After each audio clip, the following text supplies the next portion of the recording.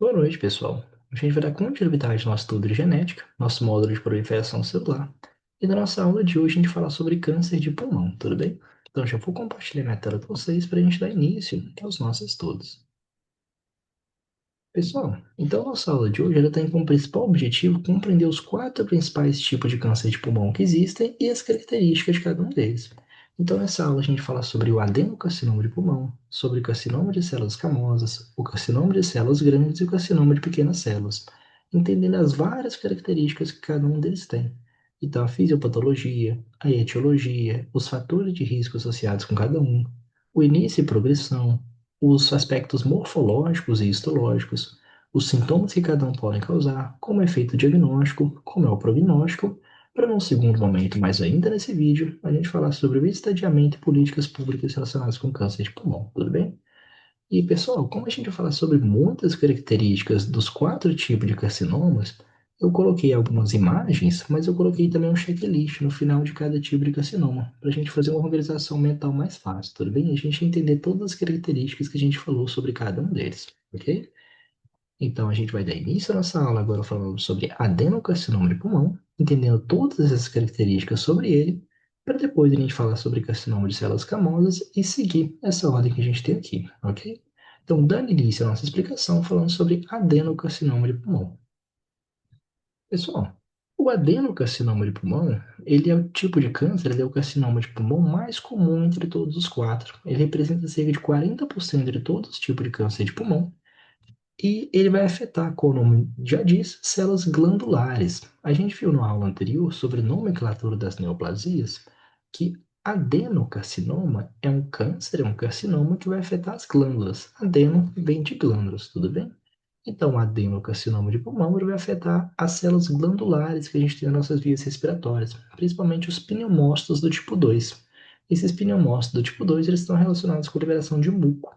Então, a gente vai perceber duas coisas aqui que a gente vai ter uma proliferação celular exacerbada, isso é comum a todos os tipos de câncer, mas que a gente vai ter liberação de muco também, liberação de mais muco, porque a gente vai ter uma estimulação, a hiperestimulação, uma hiperdivisão de células pneumócitos do tipo 2, que são as células glandulares que a gente tem no nas nossas vias respiratórias, tudo bem?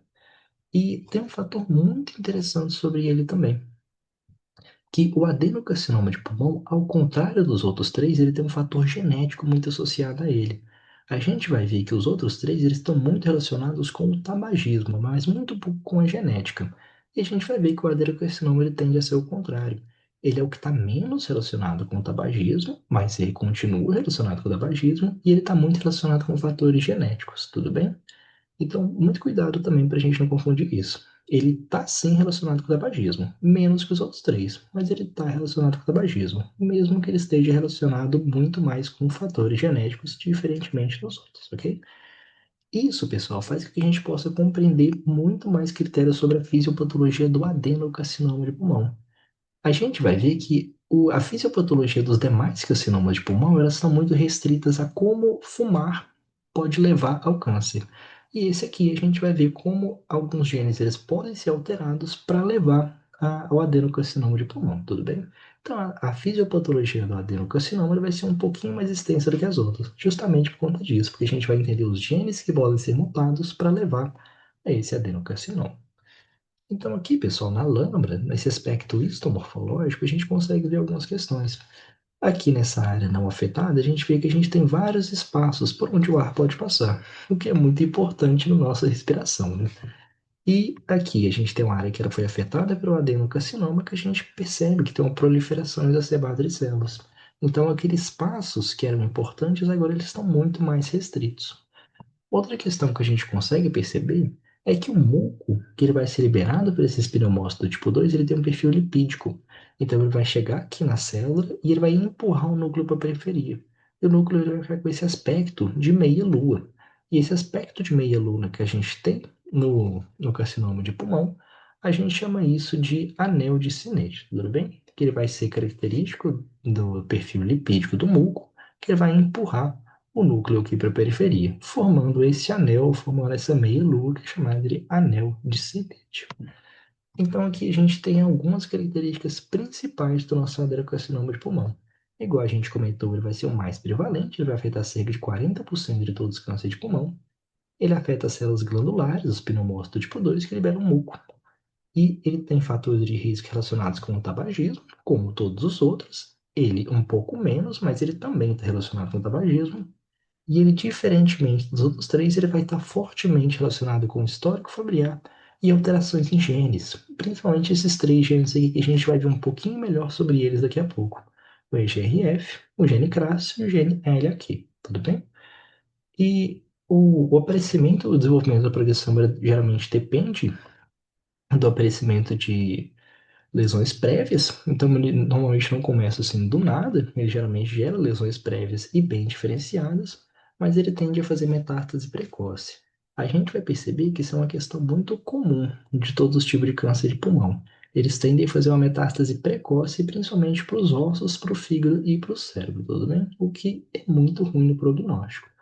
Então, os aspectos histológicos, a gente viu que ele vai ter o anel de Sennett, a gente viu que ele vai ter uma proliferação exacerbada de células, mas que a gente tem três tipos de padrões: o padrão lipídico, o padrão acinar e o padrão sólido, que eu não consegui achar a imagem, mas eles estão em nível crescente de preocupação.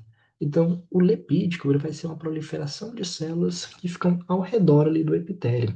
Então, e depois o acinar ele vai ser uma proliferação das células glandulares, então a gente vai ter a formação de mais células glandulares, o que torna um pouco mais pior, o que torna pior o prognóstico. E o sólido ele vai ter as células menos diferenciadas. A gente viu em aulas anteriores que quanto menos diferenciada a célula for, pior a neoplasia ela vai ser. Então o sólido ele vai ser pior desses três tipos de perfil histológico, justamente porque ele vai ter células menos diferenciadas, ok? Os sintomas, pessoal, a gente vai ver que os sintomas eles são muito parecidos para todos os tipos de câncer de pulmão. E eles são muito pouco indicativos de câncer de pulmão, porque eles são sintomas muito gerais. Então, falta de ar, tosse, dor torácica, fadiga, isso pode indicar um milhão de coisas, inclusive o câncer, tudo bem? Então, geralmente, além de ter uma metástase precoce, o diagnóstico ele, muitas vezes é tardio, por conta que os sintomas muitas das vezes não levam você a pensar que é o câncer de pulmão. O diagnóstico ele pode ser feito por exame de imagem, então tomografia computadorizada ou radiografia de tórax. Todos vão poder ser feitos por biópsia, que é você pegar uma parte viva para ver aquilo ali, e alterações genéticas. Então a gente pode ver se tem alterações nesses genes aqui, para a gente ver se tem a possibilidade dele ter câncer de pulmão. O prognóstico ele vai depender muito de de quando vai ser diagnosticado. Então, se a gente tiver um diagnóstico precoce, o prognóstico ele é muito bom. Mas se a gente tiver um diagnóstico tardio, o prognóstico ele pode ser muito ruim. O problema é que, na maioria das vezes, o prognóstico ele é ruim porque o diagnóstico ele tende a ser tardio, justamente por conta dos sintomas e por conta da alta capacidade de metastação precoce que ele tem, ok? E, pessoal, agora a gente pode entender um pouquinho sobre fisiopatologia, sobre como que funciona o adenocarcinoma de pulmão. Mas para isso, eu preciso lembrar com vocês sobre um conceito que a gente já falou bastante em aulas anteriores, mas eu acho que é muito válido a gente lembrar, porque a gente vai falar bastante disso aqui. E, pessoal, em aulas anteriores, a gente falou que o nosso ciclo celular, a proliferação celular, ela vai ser altamente controlada por pontos de checagem que vem no inglês, os checkpoints. Então, esses checkpoints, eles vão ser locais onde as proteínas supressoras de tumor elas vão parar o ciclo celular, verificar se está tudo certo, e os proto-oncogenes, eles vão continuar a proliferação celular. Então, é muito importante que a gente tenha um equilíbrio entre os dois, para a gente ter um equilíbrio entre a proliferação celular, mas parar o ciclo celular quando for necessário, para a gente não ter células que se dividem demais. E um dos principais checkpoints é feito pela via que a gente chama de MAPK, que é justamente essa aqui, onde um fator de crescimento ele vai se ligar ao receptor tirosina quinase. Esse receptor tirosina quinase ele vai chamar os dois adaptadores dele, o sócio GRB2, e chama também o RAS. A gente vai ver mais para frente que o RAS ele vai ser muito importante aqui na oncogênese. Então, o RAS, pessoal, ele vai ser uma proteína, uma enzima, que ela vai colocar um fosfato no RAF. Ele vai fosforilar o RAF. Ela é uma molécula que ela liga no GTP, ela doa um fosfato e vira GDP, ou seja, ela fica inativa. Então, ela doa um fosfato para o RAF. Então, para ativar o RAF ele vai fosforilar o MEC para ativar o MEC e vai fosforilar o ERK para ativar o ERK. O ERK ele vai ativar um fator de transcrição que chama MOC. E esse fator de transcrição ele vai tanto inibir a P21, que é uma proteína supressora de tumor, e ele vai estimular a ciclina D a se ligar na sua quinase dependente de ciclina, que é a CDK4/6, que vai hiperfosforilar uma proteína que chama retinoblastona para liberar o E2F para a gente continuar nosso ciclo celular. O E2F, geralmente ele fica preso pela retinoblastona. E quando ele é hiperfosforilado, ele vai ser liberado para a gente continuar o ciclo celular.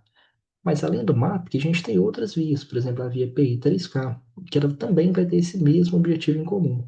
Estimular um tipo de ciclina que vai se ligar na quinase dependente de ciclina, hiperfosforilar a retinoblastona para liberar o E2F. Então é muito importante que a gente entenda esse processo para entender a fisiopatologia geral que a gente tem aqui no nosso adenocarcinoma de pulmão. Então, pessoal, a gente tinha comentado sobre 3 genes que eles podem ser alterados no adenocarcinoma de pulmão, que são os mais comuns, que é o EGFR, o, o CRAS e o LK, tudo bem? Então, aqui, pessoal, no EGFR, começando falando sobre ele vai ser um gene que ele codifica uma proteína ligadora, uma proteína receptora, que ela vai ser do domínio de quinase. Então, essa proteína receptora, pessoal, ela pode se ligar a fatores de crescimento, por exemplo, o EGF. Então, muito semelhante ao que a gente viu anteriormente, a proteína quinase, que ela vai se ligar a um fator de crescimento. Aqui, mesma coisa, o EGFR vai ser um gene que faz uma proteína quinase que vai se ligar a fatores de crescimento, por exemplo, o fator de crescimento endotelial, que chama EGF. E quando ele se liga nesse EGF, ele vai ativar várias vias. Ele vai hiperfosforilar o RAS, que hiperfosforilar o AF, o MEC, o ERK. Ele pode fosforilar o PI3K, que vai dar continuidade na via. Ou seja, ele vai continuar essas vias aqui, ó. O RAS, RAF, MEC e ERK. O outro que é o PI3K, que vai dar continuidade nessa via aqui. Todas elas estimulam a proliferação celular. Então, quando o fator de crescimento EGF se liga aqui, ele vai estimular a proliferação celular do RAS, do RAF, do MEC, do ERK e também do PI3K. A questão é que isso precisa ser regulado e fisiologicamente ele é regulado. Mas quando a gente tem um tumor, a gente pode ter alterações na genética, no DNA desse EGFR. Geralmente, o artigo ele traz para a gente que geralmente são deleções no exon 19 ou alterações no exon 21, que eles vão fazer com que essa proteína quinase ela vai ficar sempre ativa. Então, ela sempre vai estimular essas vias aqui. Consequentemente, a célula nunca vai parar de se dividir. Ela vai ter uma proliferação celular autônoma, independente de fatores externos, e ela vai continuar se dividindo sem parar. E o artigo ele traz também a particularidade que é uma mutação muito específica, que é uma mutação que era chamada de T790M, que ela não vai responder a inibidores de tirosina quinária primários, tudo bem? Então, a tendência é que quando a gente tem esses dois tipos de alteração, para receptor tirosina quinase ele continuar funcionando e estimulando sem parar, geralmente eles respondem a inibidores de tirosina quinase. Mas essa mutação em específico, ela tende a não responder a receptora de tirosina quinase, a mutação T790M, tudo bem? Pessoal, agora a gente pode falar um pouquinho sobre o gene CRAS. O gene CRAS, a imagem ela ficou muito ruim. Eu não sei porque a qualidade da imagem ela ficou ruim desse jeito. Mas o que a gente precisa saber sobre ele é que ele vai ter partes que elas são chamadas de switching. O switch significa que ele vai ou ativar ou ele vai inibir. Então ele vai funcionar das duas formas, controlando o ciclo celular. Ele tem o que a gente chama de domínio G, que é onde vai ligar a molécula de GTP. E quando ele está ligado à molécula de GTP, ele vai funcionar. Ele vai ativar outras vias. Por exemplo, ele vai ativar a via do MAPK, a via do RAS. Mas quando ele está ligado só ao GDP, ele não vai conseguir estimular outras vias. Então ele vai inibir outras vias, tudo bem? Então ele tem esse fator muito importante de switch, tanto de estimular ou de inibir as vias, por meio do GTP ativo ou do GDP inativo. A questão é que a gente pode ter alterações que fazem com que a gente não consiga ter hidrólise do GTP em GDP. Então essas alterações fazem com que ele sempre fique ligado, o CRAS ele sempre vai ficar ligado ao GTP. Consequentemente, ele vai ficar sempre estimulando vias a continuarem. A via que ele geralmente vai estimular é justamente essa via aqui, a via do RAS, AF, MEC, ERK. Tudo bem? E por último, pessoal, a gente tem outro artigo que ele fala sobre receptor ALK. O receptor ALK ele vai ser estimulado por ALK ligantes, eles se ligam no receptor ALK que ele vai ser hiperfosforilado para ele ativar. E ele vai ativar várias vias. Ele vai ativar a via PI3K-AKT, que é aquela que a gente viu anteriormente, a via do MAPK, que a gente também viu anteriormente, a via do JAK-STAT, que ela vai também ser responsável por um bom desenvolvimento dos genes. Então, ela vai estimular todas essas vias, que todas elas estão relacionadas com a proliferação celular. A questão é que, fisiologicamente, isso aqui é controlado, mas os tumores, o que é que eles fazem? Eles tendem a fazer uma proteína patológica se ligar nesse ALK e formar um complexo que 85% das vezes vai ser o que a gente chama de complexo ML4-ALK. É o tipo mais comum de alteração que a gente tem, essa proteína ML4 que se liga no ALK. Consequentemente, esse ALK ele nunca vai parar de ser estimulado. Essa outra proteína vai sempre estimular ele nunca vai parar de ser estimulado. Então, ele sempre vai estimular essa via, ele sempre vai estimular o RAS, ele sempre vai estimular a via do JAK, sempre vai estimular a via PI3K, então a célula nunca vai parar de se dividir.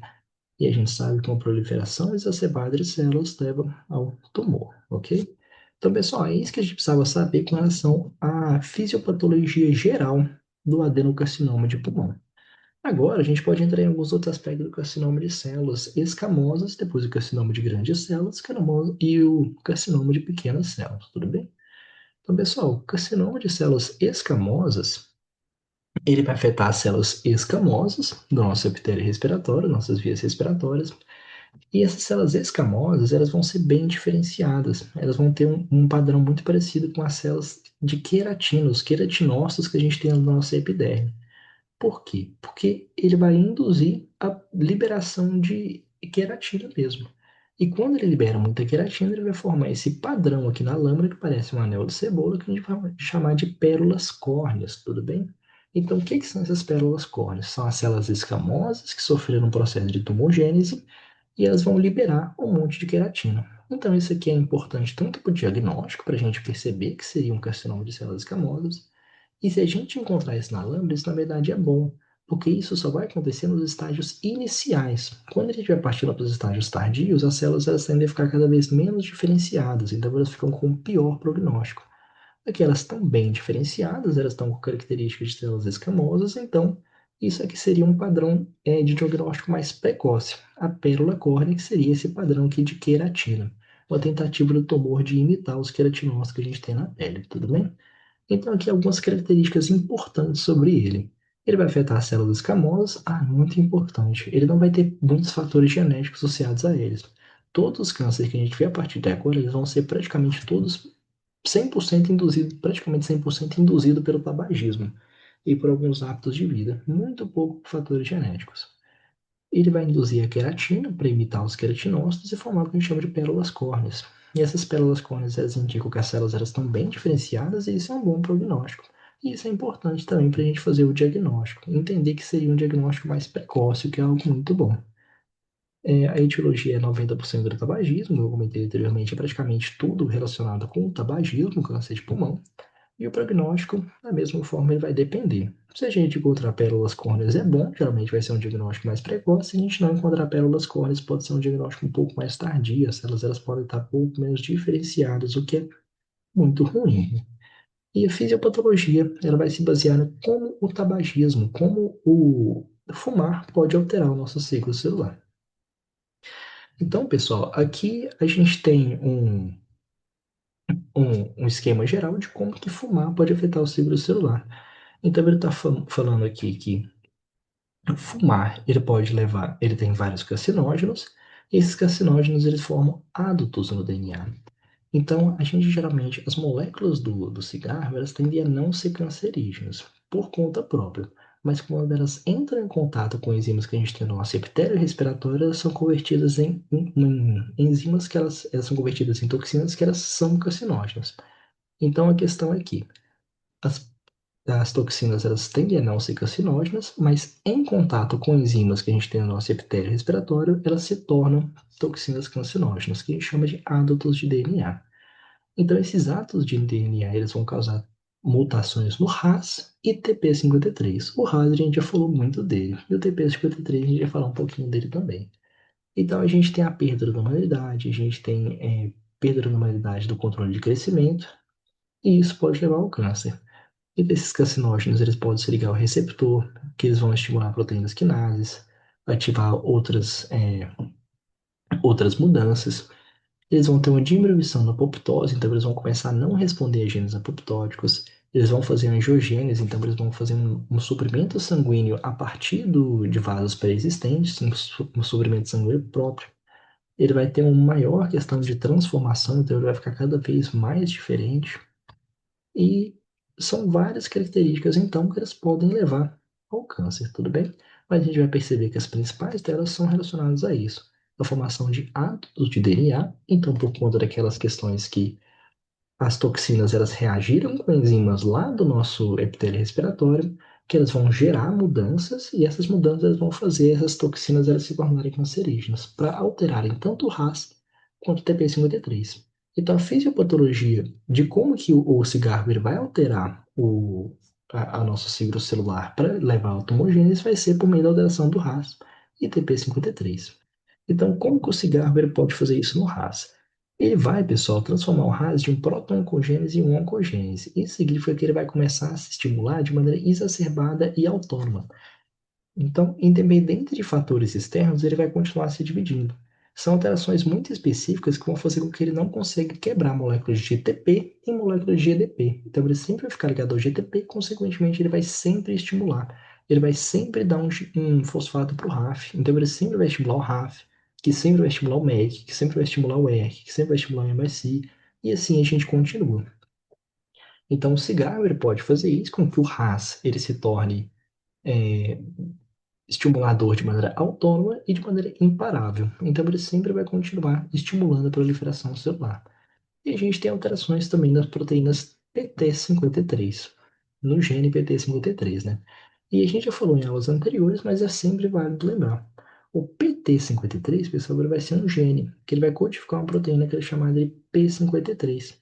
A P53 é chamada de guardião do genoma, porque ela vai atuar de maneira indireta no nosso ciclo celular sempre que tiver algum tipo de dano no DNA. Então, a P53, sempre que ela vê um tipo de dano no DNA, ela vai sintetizar uma proteína que ela é chamada de P21, que ela vai inibir o ciclo. Ela vai parar o ciclo para tentar consertar aquilo de alguma forma. Quando ela vê o dano do DNA, ela vai liberar um gene de reparo que ela é chamado de GADD45. Caso o reparo não for possível, a gente vai liberar um gene que ele é chamado de BAX, e que ele vai gerar a apoptose. Então, quando a gente tem danos na P53, que geralmente é causado pelo tabagismo, por outros hábitos de vida, a P53 ela não vai parar o ciclo celular, ela não vai gerar reparos no DNA, ela não consegue gerar apoptose. Então, quando a gente tem danos na P53, a gente tem as células mutantes e a tendência de gerar tumores malignos, tudo bem? Então, essa é a forma com que o tabaco ele vai gerar a fisiopatologia do tumor, tanto por uma estimulação do RAS, quanto por uma inibição do PT53 e depois inibição do P53 consequentemente. E alguns livros, eles trazem para a gente que a gente pode ter a hiperalongação do MYC também, mas que ele vai ser consequência do RAS, né, pessoal? Porque a gente pensa, se o RAS ele vai sempre estimular o RAF, vai sempre estimular o MEC, vai sempre estimular o ERK, consequentemente o MYC ele sempre vai ser estimulado também, e essa estimulação vai ser contínua com todo o resto do ciclo, nunca permitindo a parada do ciclo, tá bom? E, pessoal, essas são as características que a gente tem que saber com relação ao carcinoma de células escamosas. Agora, o carcinoma de grandes células. Eu procurei na NATPAT, eu procurei algumas aulas, mas eu não achei imagens do carcinoma de grandes células. Então, a gente vai ficar mais restrito às características dele mesmo, tudo bem? Então, ele, pessoal, ele representa de 5 a 10% dos casos e ele tende a ter moléculas mais indiferenciadas. Então, isso vai ser muito ruim para o nosso prognóstico. A gente falou várias vezes aqui que quanto mais diferenciado um tumor, melhor o prognóstico. Então aqui a gente tem uma característica nova, o carcinoma de grandes células, ele tende a ter células grandes e indiferenciadas. Então isso vai ser pior para o nosso prognóstico, ok? Geralmente ele vai ser na parte periférica do pulmão. E ele afeta as células epiteliais pouco diferenciadas. Então ele não tem um consenso exato de qual tipo de célula ele afeta, mas vão ser sempre células que são pouco diferenciadas. A etiologia vai ter muito pouco relacionado com a genética e ela vai estar muito mais relacionada com o tabagismo. Então, ela vai ter modificações na retinoblastona e no TP53. Tinha até esquecido de falar, né, pessoal? Mas o retinoblastoma é essa proteína aqui, que ela vai sempre ligar no E2F, nunca permitindo que ela continue o ciclo celular. Só quando a CDK ela colocar vários fosfatos na retinoblastona, ela permite com que o E2F seja livre e continue o ciclo celular. Então, quando a gente tem alterações nesse retinoblastoma, ela permite com que o E2F ele continue funcionando, então ele vai gerar um tumor também. Então, alterações no retinoblastoma e TP53, que é o guardião de genoma, podem levar ao carcinoma de células grandes, tudo bem? Causadas pelo tabagismo. Os sintomas também eles vão ser muito inespecíficos, então é muito parecido com o que a gente viu anteriormente, então tosse, dor torácica, fadiga, mas ele é de crescimento rápido e ele tem um alto poder metastático também. Então a gente vê que geralmente quando a gente tem o diagnóstico, é um diagnóstico que tende a ser tardio, justamente quando os sintomas eles serem muito inespecíficos, tá bom? E o diagnóstico, a gente faz uma biópsia para confirmar, mas a gente pode fazer exame de imagem também. Então, uma tomografia computadorizada, um PET scan. Aí o tratamento ele vai ser baseado em quimio-radioterapia, cirurgia delimitada devido ao crescimento rápido. E o prognóstico, pessoal, ele vai ser o pior entre os NSCLC. Essa sigla a gente não tinha falado anteriormente, é uma sigla do inglês, que significa Non-Small Cell Lung Cancer. Então, células, tumores do câncer de pulmão de células não pequenas. Então a gente vai ver agora que a gente tem o carcinoma de células pequenas. Todas as outras três, elas são chamadas de carcinomas de pulmão de células não pequenas, que é do inglês non-small cells lung cancer, ok? E a sobrevida, pessoal, em 5 anos, ela vai ser só em metade das pessoas. E 10% quando ela chega no estágio 4. A gente vai ver na parte de estadiamento que a gente pode variar desde o estágio 1, que é o que é o melhorzinho, até o estágio 4, que ele vai ser de pior prognóstico. Então, aqui no carcinoma de grandes células, em 5 anos, se tiver no estágio 1, a gente tem a sobrevida de 50% da população, mais ou menos, mas se chegar no estágio 4, só 10% eles conseguem sobreviver por 5 anos. Então, a gente vê que esse carcinoma de células grandes ele vai ser bem mais invasivo e ele é muito ruim no diagnóstico e no prognóstico. E na histologia, pessoal, não achei fotos, eu procurei bastante, não achei, mas são células grandes, elas podem ser multinucleadas, são uma característica diferenciada delas, porque elas vão ser células mais indiferenciadas. E o citoplasma ele pode estar claro por conta da presença de de glicoproteínas, de glicogênio, algumas coisas assim lá dentro, tudo bem? E agora, pessoal, a gente pode falar sobre carcinoma de células pequenas. O carcinoma de células pequenas, que ele vem dessa sigla, Small Cell Lung Cancer. Então a gente viu que os outros eram Non-Small Cell Lung Cancer e esse é o Small Cell Lung Cancer. Então, o câncer de pulmão de células pequenas. O câncer de pulmão de células pequenas, ele vai ter o prognóstico pior de todos os tipos de câncer de pulmão. Então, ele tem o maior poder de metástase, ele vai ser o mais agressivo. A gente vai ver que ele tem um próprio estadiamento de tão agressivo que ele vai ser. E aqui no perfil morfológico, histológico, a gente consegue ver que por que ele chama carcinoma de células pequenas? Porque o núcleo ele fica tão grande que ele ocupa praticamente todo o citoplasma. E como a gente não vê o citoplasma, parece que as células elas estão muito pequenas. Por isso que a gente fala que é um carcinoma de células pequenas. O núcleo ocupa quase toda a célula, então a célula tem esse aspecto de menorzinha mesmo, tudo bem? E ele vai ter o pior prognóstico de todos eles e sintomas que eles vão ser mais diferenciados. Então, tosse com sangue, a pessoa vai ter sibilos na ausculta. Então, são algumas características pior do prognóstico dele. Tinha até esquecido de falar, muito importante. Uma das coisas que vai afetar isso também é porque ele afeta as células neuroendócrinas que a gente tem no nosso sistema respiratório. Células neuroendócrinas que se assemelham muito a neurônios no funcionamento delas e elas liberam principalmente serotonina. Então ele afeta as células neuroendócrinas e ele tem um poder metastático muito forte para o fígado, para os ossos e para o cérebro. Por isso que ele vai ser um dos piores prognósticos também. Ele vai ter núcleos grandes e pouco citoplasma, foi o que a gente viu aqui. Então, o citoplasma ele vai estar bem escasso, o núcleo ele vai estar ocupando praticamente toda a célula, induzida pelo tabagismo em 95% dos casos. Então, a fisiopatologia vai ser aquela mesmo. Retinoblastoma, do RAS, supressão da TP53. E os sintomas, pessoal, eles vão estar naquele, igual eu comentei anteriormente, tosse persistente com sangue, então é algo que vai diferenciar. Sibilos, falta de ar, perda de peso, síndrome da veia cava superior e pode ter a síndrome de Cushing também. A síndrome de Cushing ela vai ser consequente da liberação de muitos hormônios, que ela pode ser consequência geralmente de tumores. Como ele vai afetar células neuroendócrinas, pode ter a liberação exacerbada de alguns hormônios, levando então à síndrome de Cushing, tá bom, gente? E o prognóstico ele vai ser o pior de todos eles, sobrevida de 5 anos é em menos de 10% dos diagnosticados. Então imagina que, tipo assim, só 10% das pessoas diagnosticadas, elas vivem pelo menos 5 anos do carcinoma de células pequenas. Então, o pior deles seria o carcinoma de células pequenas. Agora, pessoal, a gente pode falar um pouquinho sobre o estadiamento. O estadiamento ele vai ser dividido em dois grandes momentos. O estadiamento dos três primeiros, então o estadiamento do carcinoma de células grandes, do carcinoma de células escamosas e do adenocarcinoma. E a gente tem um estadiamento que ele vai ser separado para o carcinoma de células pequenas, porque ele vai ser mais agressivo, então ele merece uma atenção a mais, assim, no estadiamento.